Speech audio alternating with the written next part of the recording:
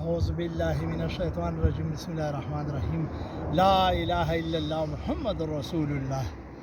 دعوت تبلیغ ہر مسلمان کی ذمہ داری فرض ہے۔ ہمارے پاکستان کا ایک سیاسی لیڈر تھا جناب عمران خان، اس کو مولانا طارق جمیل صاحب نے کہا تھا کہ آپ بین الاقوامی طور پر تمام غیر مسلم لیڈران کو اسلام کی دعوت دو۔ پاکستانی لیڈر عمران خان نے روسی صدر پیوٹن کو اسلام کی دعوت دیا تھا کہ آپ مسلمان ہو جائے، اسلام قبول کرے۔ پیوٹن نے کہا تھا کہ میں نے تمام اسلام کا اسٹڈی کیا ہے، جناب نبی کریم صلی اللہ علیہ وسلم کی اسوہ حسنہ سیرت النبی کا اسٹڈی کیا ہے۔ ابو بکر صدیق رضی اللہ عنہ، عمر رضی اللہ عنہ، عثمان رضی اللہ عنہ، علی رضی اللہ عنہ، وہ ہمارا بہت اچھا اسٹڈی کیا ہے، بہت اسلام کا بہت اچھا دین ہے۔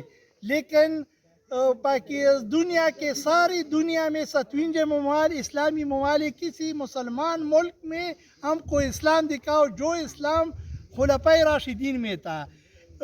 مسلمان ممالک کے مسلمانوں کے گاؤں میں اسلام مجھ کو دکھاؤ کہ پاکستان یا کسی بھی ملک کے گاؤں میں اسلام دکھاؤ کہ وہ اسلام کہاں ہے۔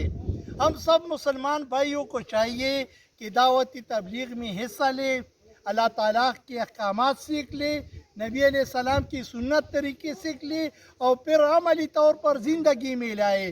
لنڈی کوتل سے لے کر کراچی تر تبلیغی جماعت والا ہر مسجد کو، ہر گاؤں، ہر محلہ کو جاتا ہے۔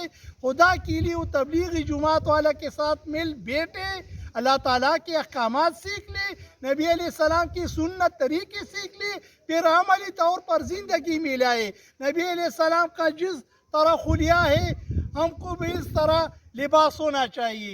نبی علیہ السلام کا جس طرح کھانا پینا تھا، معاشرات، معاملات، جو کچھ بھی نبی علیہ السلام نے ہم کو چھوڑا ہے، ہم سب مسلمانوں کو چاہیے کہ نبی علیہ السلام کی سنت طریقوں پر ساری زندگی بسر کرے۔ ساری عالمی دنیا کو میں دعوت دیتا ہوں مسلمان ہو جائے، مسلمانوں کی اپیل کرتا ہوں کہ دعوتی تبلیغ میں حصہ لے، اپنا کردار ادا کرے۔ 2 دن کی زندگی ہے، یہ جس طرح بھی وہ ختم ہو جائیں گے، لیکن اللہ تعالیٰ ہم سے پوچھے گا کہ آپ نے دعوتی تبلیغ کا کام کیا تھا دنیا میں یا نہیں کیا تھا۔